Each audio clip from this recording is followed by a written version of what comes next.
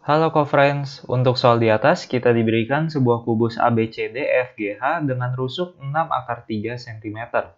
Kita diminta untuk mencari jarak dari bidang BDE ke CFH. Maka ini adalah kedua bidang tersebut. Supaya lebih mudah, kita tarik dulu garis lurus antara titik E ke tengah-tengah garis BD dan dari titik C ke tengah-tengah garis HF. Maka kita akan dapat kurang lebih seperti ini, di mana kita akan menamakan ini adalah titik Q sesuai dengan gambar yang diberikan dan titik P. Kemudian kita akan tarik garis lurus dari titik Q ke titik P, di mana garis PQ ini adalah sama dengan rusuk kubus tersebut.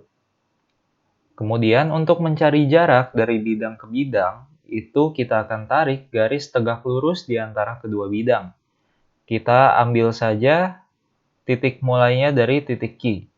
Kita tarik garis lurus ke garis tengah-tengah tersebut, maka ini adalah jarak dari kedua bidang. Kita misalkan di sini sebagai titik O. Kemudian supaya lebih mudah, kita akan tarik garis bantu satu lagi dari E ke Q, di mana kita akan dapat sebuah segitiga EQP, di mana jarak dari kedua bidang adalah Q ke O. Tegak lurus, maka di sini sudah pasti siku-siku. Maka pertama kita cari dulu panjang dari ketiga sisi tersebut. Ya, kita mulai dari yang lebih mudah dulu. Garis P ke Q adalah sama dengan rusuk kubus, yaitu 6 akar 3 cm. Kemudian kita akan cari panjang sisi EQ. Pertama kita lihat garis EG. EG adalah diagonal sisi dari kubus tersebut. Perbandingan panjang antara rusuk dan diagonal sisi adalah 1 banding akar 2. Karena panjang rusuknya adalah 6 akar 3, itu artinya diagonal sisinya adalah, kita kalikan saja dengan akar 2 yaitu 6 akar 6 cm. Itu artinya panjang EG adalah 6 akar 6. Kemudian kita lihat EQ adalah setengah dari EG. Itu artinya panjang EQ adalah setengah dari 6 akar 6 yaitu 3 akar 6. Maka kita dapat panjang sisi EQ adalah 3 akar 6. Sekarang kita cari panjang dari EP. Kita akan ambil segitiga siku-siku EAP. Maka pertama kita tulis dulu panjang sisi dari E ke A adalah rusuk dari kubus, yaitu 6 akar 3. Kemudian kita lihat A ke P. AP adalah sama dengan EQ. Dapat kita lihat pada gambar, itu artinya panjang AP adalah 3 akar 6. Maka untuk mencari panjang dari EP, kita bisa gunakan rumus Pitagoras, yaitu sisi miring kuadrat sama dengan sisi alas kuadrat ditambah dengan sisi tegak kuadrat.